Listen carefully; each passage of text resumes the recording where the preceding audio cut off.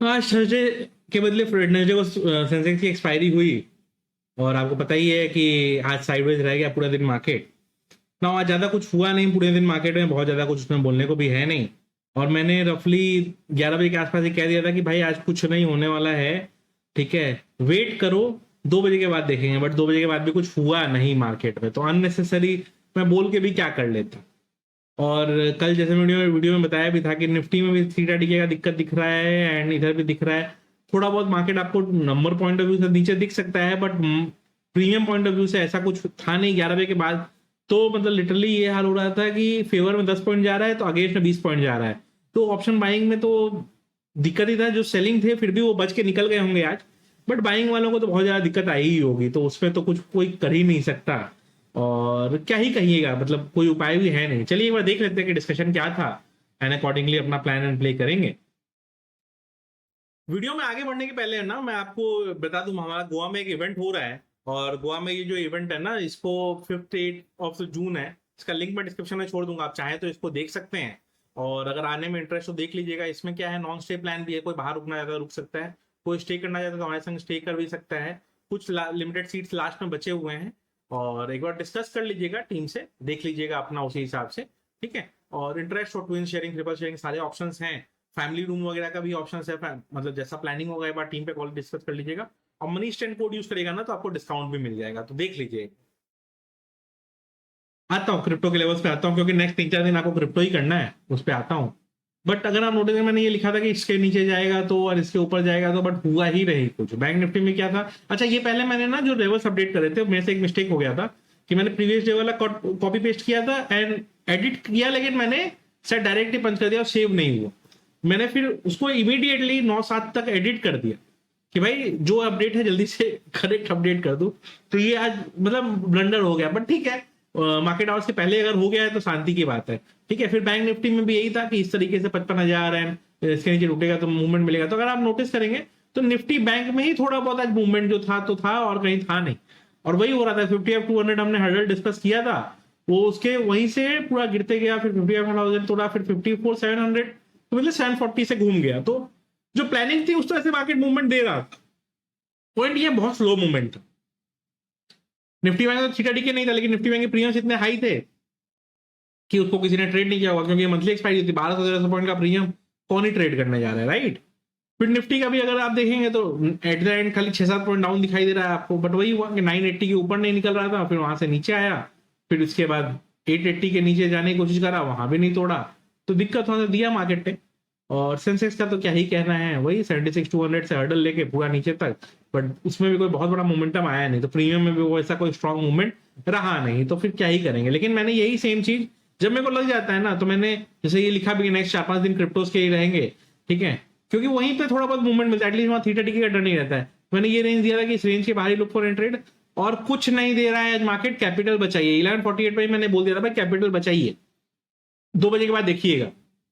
But 2 बजे के बाद भी कुछ नहीं हुआ, तो क्या कर सकते हैं, ज्यादा अच्छा हुआ कि कैपिटल बचाओ। और बार बार यही हो रहा था कि एयरलाइन बार बार कुछ ना कुछ उल्टा उल्टा दे रहे थे कि एयरलाइन बोल रहे हैं कि फ्लाइट हमारा रिड्यूस करेंगे हम। एक चीज बताओ यार, तुम्हारा ऑलरेडी हर फ्लाइट हर सीट फुल रहता है, तो क्या लॉजिक से तुम बोल रहे हो कि हम अपना वो कम करेंगे, बताओ। मतलब कोई लॉजिक है? बस यही है कि इनडायरेक्ट प्रेशर डालने का टैक्टिक्स है कि भाई ऑलरेडी हाई प्रेशर प्राइस चल ही रहा है, थोड़ा सा और महंगा करके बेचेंगे टिकट्स को, तो फिर क्या होगा कि अच्छा चलेगा। यही प्लानिंग है बस, और कोई मेरे को लगता नहीं है लॉजिक की और कुछ अच्छा प्लानिंग है इनका। बट ठीक है, देखा जाए, जैसा रहेगा उसी हिसाब से देखना होगा एंड उसी हिसाब से प्लान एंड प्ले करना पड़ेगा। बट अपने कुछ कर भी नहीं सकते ज्यादा। चलिए एक बार ना लेवल डिस्कस कर लेते हैं। फ्राइडे के निफ्टी बैंक निफ्टी के लेवल्स आज नहीं डिस्कस करूंगा, कल की वीडियो में करूंगा, क्योंकि कल देखिए ग्लोबल मार्केट सारे खुले हैं, तो उनके यहाँ क्या असर पड़ता है उसके ऊपर डिपेंड करता है। तो मैं कल ही उसकी वीडियो बनाऊंगा, क्योंकि आज रात में भी ग्लोबल मार्केट में कुछ हुआ तो फिर देखना होगा। प्लस उधर ईरान यूएस का कुछ ना कुछ चल ही रहा है।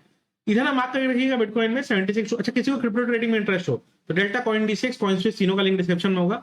डेल्टा मेरा पर्सनल फेवरेट है, कॉइन D6 भी अच्छा प्लेटफॉर्म है, कॉइन स्विच भी अच्छा प्लेटफॉर्म है। आप अकाउंट ओपन करिए, लिंक डिस्क्रिप्शन में रहेगा, चेक करिए उसको, ठीक है। एंड ट्राई करके देखिए, कम कैपिटल से ही 1,500 रुपए से भी ट्राई करके देखेंगे ना, तो क्या है, समझ में आएगा कि इंस्ट्रूमेंट कैसे काम करता है।